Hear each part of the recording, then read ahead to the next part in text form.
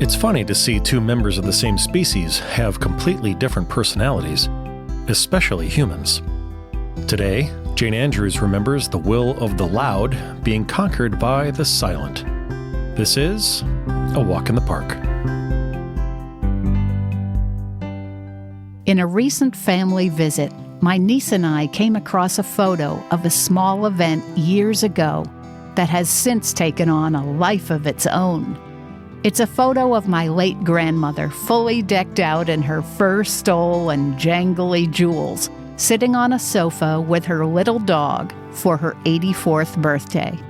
In front of her on the table were gifts for her to open. However, anyone who knew my grandmother knew that she would never actually get around to opening the presents because she loved the attention and would think of yet another story to tell about her life. Even if we handed her the present to open, she would simply hold it in her lap and continue telling her story. She had a captive audience, and she knew it. My grandmother was no one to fool with, and she wouldn't hesitate to create a scene if things didn't go her way. So as much as we all wanted to enjoy the event, we knew we were held prisoner for the rest of the afternoon. In the photo, seated to the right of my grandmother, was her friend named Mary Wade. She was a no-nonsense woman who would say in 2 words what others would say in 10. My grandmother's dilly-dallying must have driven her crazy.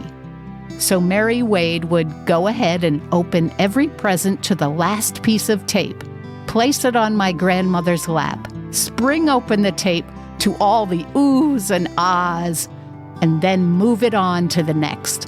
20 minutes and it was done. She was the only human being who could ever get away with doing that. Today in my family, Mary Wade is not only a legend, she is a term and a holiday tradition.